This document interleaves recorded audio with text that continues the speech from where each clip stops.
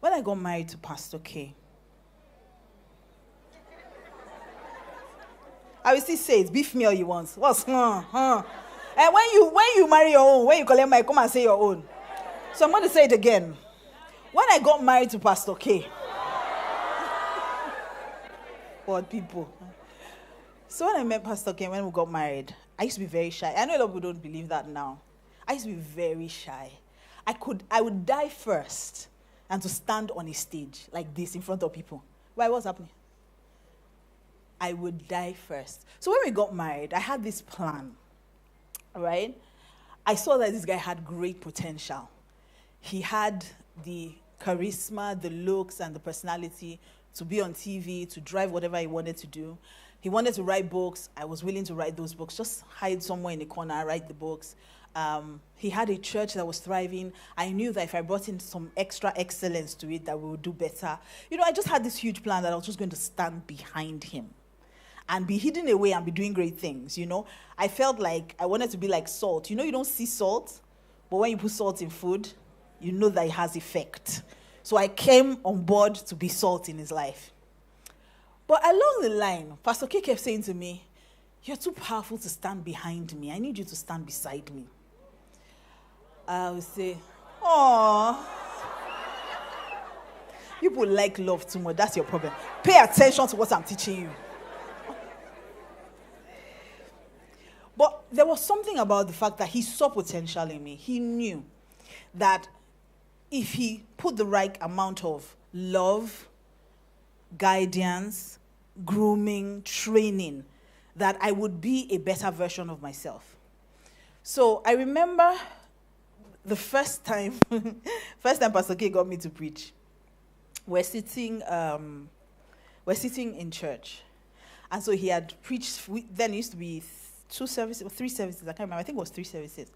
And Pastor K had preached first service. And then he turns over, just the way he's sitting beside Hassan, he turns over to his side and says, "You're preaching second service." I'm like, "Oh, what's that one? What's preaching second service? What's that now? Stop." He said, "No, I'm serious." I say, "Stop, jokes. What preaching was? What do I want to go and say?" He said, "Say what I said in first service." I say, "No, I cannot say what you said in first service. I have to hear God. I have to study." I have to say, "Okay, you better study quickly because second service, you're preaching second service." I was like, "No, this is not happening. It's not possible." I thought he was joking. I was like, "It's not possible, Joe. Pastor K is playing. He's always playing. Everybody knows Pastor K plays. There's no way." So after first service, Pastor K was just sitting outside. So they came to tell me that it's time for second service for the person preaching God. I was like, "Yes, now Pastor K is outside. Go and tell him." So they go to him and they say, "Pastor K, it's time for you to go up." He said, No, Pastor M is preaching." So they come back to me and say, "Pastor K says you are preaching and choir is already singing." I'm like, "No." No, he's joking. So I go to him and he says, "Oh, you don't see me playing. I'm playing. I'm not coming in. I'm playing." I'm like, "You can't play. You can't. It's God's work. You can't. Do you understand? You can't. Wait. Why are you doing like this? Wait, I tried everything. Unfortunately, I know that most people, their husbands have mumu button. My own has a malfunction. No matter what you do, tears don't move him. Batting your eyes don't move him. Promising him food doesn't move him. Pastor K will do exactly what he wants to do. So I tried everything. "Only me. Do you want to disgrace me? You want to embarrass me?" I say, "We have no reputation for this. I go up nothing." And as he was saying, "Time is going. Go and get your thoughts together." And so I went up. Honestly, I have no idea what I preached that day. But I learned a huge lesson. To be instant in season and out of season, because if he has done it once, he will do it again. And that's exactly what he did. So he started doing that. He would just say, "Honey, tomorrow I don't feel like preaching. Will you preach tomorrow?" I'm like, "No." It's like, "Do you want me to tell you now? You want me to tell you tomorrow?" And I'll just go adjust myself.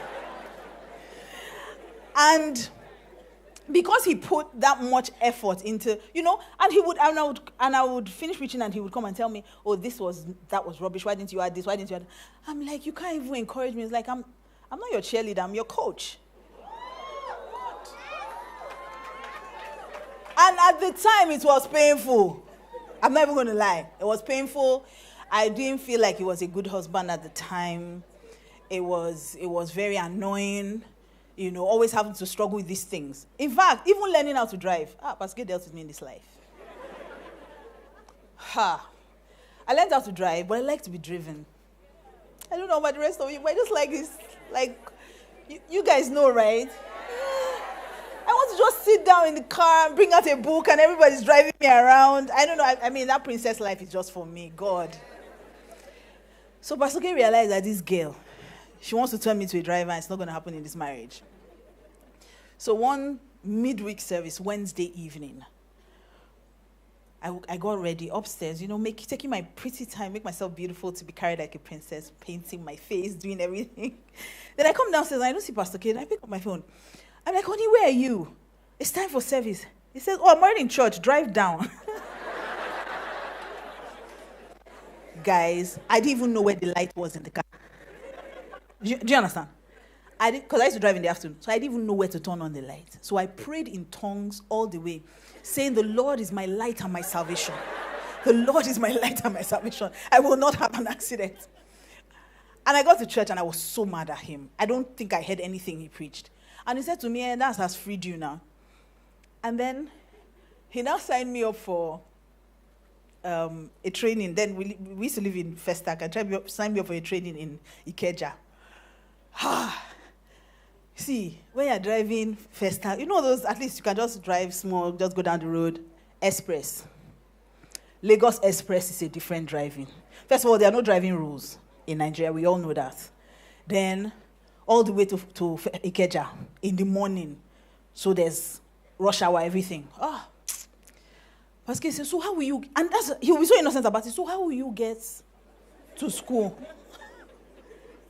I'm like, I don't understand. How will you get to school now? Because I'm not standing up from here, so how do you want to get to school? So I will carry myself and drive my driving. When it came to trusting God for children, and I'm trying to show you, when a man is invested in you, he will need to sometimes take tough decisions. So I always tell people, don't just marry a man who spoils you. Marry a man who pampers you, right? But don't marry a man who spoils you. Because I know a lot of women who have made terrible mistakes in their lives because their husband doesn't like to see them cry. If I correct her, she cries. So what? Babies cry, they don't die. Crying never killed anybody. So if you tell her the truth, I think that's the problem Adam had with Eve. Because the Bible says that Adam was right there. He was right there. He could have told her, would you leave that place and move away from there? He was right there when she was talking to Satan. And Satan said, smell the fruit, she smelled it. He said, touch the fruit, she touched it. He said, taste the fruit, she licked it. Then he said, why don't you just take a bite? And Adam was right there. That was a good time to hit it from her hand and say, don't do that rubbish. She ate it.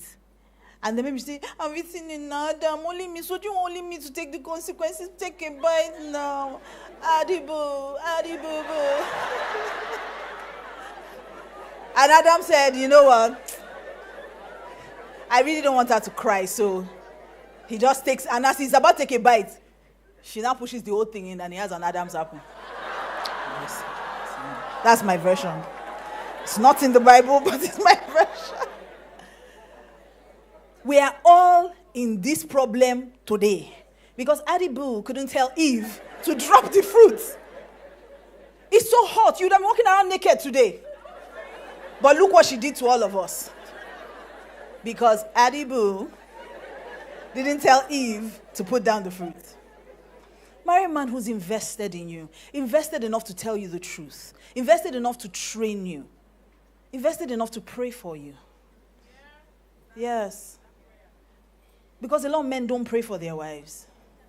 There's nothing, I don't know, well, let me not say for other people, but there's nothing as romantic as a man. You wake up in the morning and your husband is praying in tongues over you. You just turn and continue into other spiritual things.